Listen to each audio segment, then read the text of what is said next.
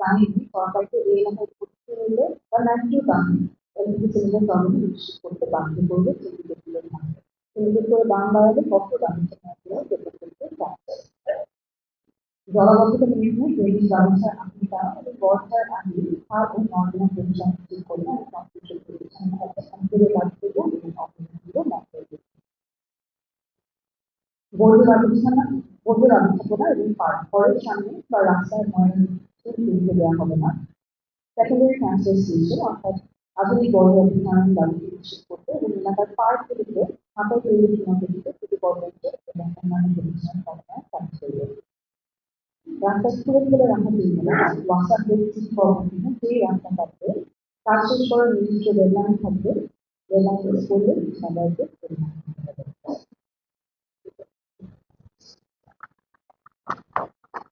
পরের যে বিষয়টা অনেকেই কনসার্ন থাকছে, ঢাকায় চিকিৎসায় অবহেলা উন্নয়ন মন্ডল। ঢাকায় এলাকায় আমরা প্রায় 7-8 লাখ মানুষ বাস করি, অথচ আমরা এই জন্য বড় হাসপাতাল মাত্র একটা বিজ্ঞান মেডিকেল কলেজ, এটা একটা নিশ্চয়ই করি। এই হাসপাতালে কি স্থায়ী থাকে না, ডাক্তার নার্সরা অমানবিক চাপে কাজ করেছেন আর এগুলো সেবাটা না পেয়ে দিচ্ছে। আর সবচেয়ে ভয়ের ব্যাপার হলো বেশি প্রতি বছর বর্ষে দুর্ঘটনা মাত্র প্রতিষ্ঠানে হয়, কিন্তু আমাদের প্রিয়জনরা আক্রান্ত হন, অনেকেই মৃত্যু চলে বলেন। সমাধান কি করবো?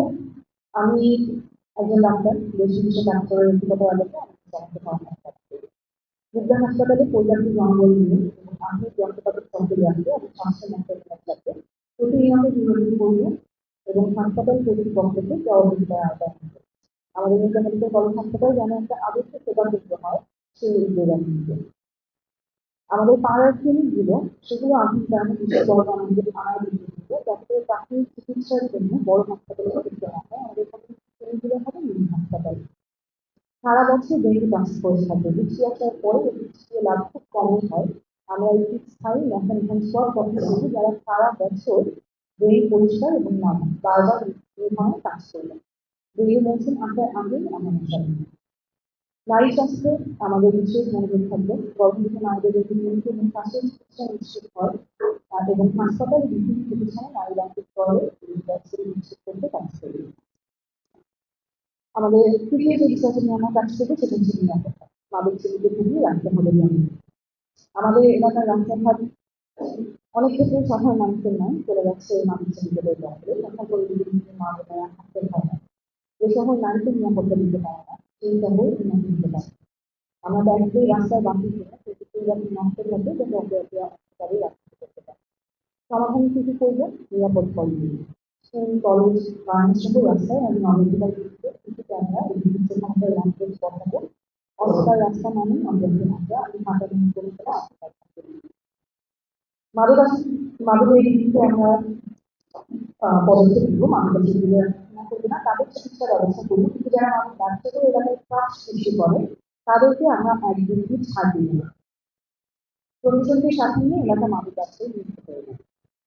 নারী বান্ধব পরিবহন নিশ্চিত করতে কাজ করবো। বাসে নারীদের নিশ্চিত করা হচ্ছে অতিরিক্ত জয়ের মতো আমি পরিবহন মালিক ও সংশ্লিষ্ট কর্তৃপক্ষদের সাথে মিলে নারীদের সংস্কৃত আছে নিরাপদ মাধ্যম নিশ্চিত করতে কার্যকর ব্যবস্থা করব। শিক্ষা নিয়ে অনেক সংশয় আছে, অনেক কনসার্ন আছে। আমাদের সংখ্যা নিয়ে পরিচিত ব্যক্ত করতে হবে। অপরিকল্পিত কারিকুলাম এবং ক্ষণক্ষণিক পরিবর্তন শিক্ষার্থীদের পরিবেশ আনতে হবে। আমি বিশ্বমানের শিক্ষা লাভ করার সুযোগ পেয়েছি। আমি চাই আমার এলাকার প্রতিটি সন্তান যেন বিশ্বমানের শিক্ষার সুযোগ পায়, সেটা নিশ্চিত করার জন্য সর্বোচ্চ চেষ্টা করব। আমাদের স্কুলগুলো হবে নতুন। আমার বড়দের টাকা দিয়ে আমি স্কুলগুলোতে আধুনিক সায়েন্স ল্যাব, ল্যাঙ্গুয়েজ ক্লাব এবং কোডিং সেশন ব্যবস্থা করবো। এতে আমাদের ছেলেমেয়েরা ফ্রিল্যান্সিং বা শিক্ষার জন্য প্রস্তুত হতে পারে। প্রত্যেকটি স্কুলে লাইব্রেরি গড়ে তোলা হবে যাতে আমাদের শিশু কিশোরদের মানসিক বিকাশ যথাযথভাবে হয়। আমরা একটা স্মার্ট প্রজন্ম চাই, শুধুমাত্র বইয়ের পড়া নয়, ওরা মানসিক স্বাস্থ্য, সহশিক্ষামূলক কার্যক্রম এবং এআই বা কৃত্রিম বুদ্ধিমত্তার শিখবে। আমাদের পরীক্ষা যেন বিশ্ববিদ্যালয়ের বিরোধিতা করার জন্য দিতে পারে সে ব্যাপারে পদক্ষেপ নিতে। অভিভাবক শিক্ষক ফোরাম তৈরি করবে, শিক্ষকদের বেতন মধ্যে ভিত্তিতে সক্রিয় করব। একই সাথে স্কুলে বুলিং বা হয়রানি বন্ধে কষ্ট মনিটরিং করবে। সেগুলো যেন অভিভাবক শিক্ষক ফোরাম তৈরি হয়, এটা যখন কাজ করে সেটা নিশ্চিত করবে। অর্থনীতি ডিজিটালি সুনির্দিষ্ট পদক্ষেপ আনতে আমাদের অনেক তরুণ তরুণী বেকার ট্রান্সলেশন তাদের পক্ষে নেই। তাদের মেধা আছে কিন্তু পুঁজি নেই। রাষ্ট্র কেবল বড় পুঁজিগুলো নিয়ন্ত্রণ করে, কিন্তু আমাদের ছোট ছোট ব্যবসায়ী বাণিজ্য উদ্যোক্তারা আছেন, তাকে বাংলার পুঁজিগুলো তারা ক্লান্ত হয়ে যান। আমাদের মায়েরা কাজ করতে চান, কিন্তু দেশের উন্নয়ন না থাকায় সন্তানকে ঘরে রেখে তারা কাজে যেতে পারে না। এটা অর্থনীতির একটা ব্যর্থতা। তখন আমরা কিছু করবো, তাড়াতাড়ি ঢাকা মানুষ পান। আমি এই বলে আমার বিশেষ পরামর্শ তরুণ উদ্যোক্তাদের স্টুডেন্ট ফান্ড বা প্রাথমিক পুঁজির ব্যবস্থা করবো, যেমন সারা সমাজে চলতে প্রতিদিন করে তারা ব্যাংকের সাথে লড়াই করবে। প্রতিটি ওয়ার্ডে সরকারি খরচে বা প্রতিনিধিতে এই কেয়ার সেন্টার চালু করবে, যাতে মায়েরা নিশ্চিন্তে কাজ দিতে পারেন। শ্রমিকের মর্যাদা নিশ্চিত করতে আমাদের যারা বিভিন্ন পরিস্থিতি থেকে আমার অনানুষ্ঠানিকভাবে শ্রমিক আছে, সবার জন্য ন্যায্য নীতি এবং আইনি সুবিধা নিশ্চিত করতে আমি চঞ্চলে কথা বলবো, কেউ যেন তাদের দুর্বলতা চিহ্নিত না হয়। নারী উদ্যোক্তা সহ স্থানীয় যারা উদ্যোক্তা আছে তাদের জন্য সমাজ শিক্ষা এবং অনলাইন মার্কেট অ্যাক্সেস নিশ্চিত করবো, যেন শুধু দোকানে না, মোবাইলে ব্যবসা করতে পারে এবং আরো কিছু কাস্টমারকে অ্যাক্সেস করতে পারে। আমাদের যে বিষয়টা নিয়ে অনেকেই কনসার্ন জানান, সেটা হচ্ছে ইনপুট দেওয়ার দিকটা। ওদের পরে ইন্টারভিউ, ওদের আগে তারা পায়ের ধরেন, হাতের ধরেন ইউজ করেন, কিন্তু ওদের পরে তাদের চিকিৎসায় দেখা যায় না, কিন্তু এলাকার একটি সমস্যার মধ্যে উঠতে পাওয়া যেন থাকতে পারে, এই সংস্কৃতি আপনার থাকবে। সমাধানে নির্বাচিত হওয়ার 1 মাসের মধ্যে স্থায়ী অফিস চালু করবে, কর্মজীবী নির্বাচন সহায়ক খোলা থাকবে। আমি এবং আমার অফিসের স্টাফরা আপনাদের গ্রামের সমস্ত সমস্যার সমাধানে আন্তরিকভাবে কাজ করবে এবং ওদের ড্যাশবোর্ড থাকবে, আপনাদের ফাইলে চাপা হয়ে থাকবে না, আমরা ডিজিটাল ড্যাশবোর্ড করে করবো, যেখানে আপনারা দেখতে পারবেন আপনার নিজেদের বর্তমান অবস্থা এবং আমাদের অফিসে যদি কখনো কি কোনো হয় আপনাদের করবে না, বর্তমান।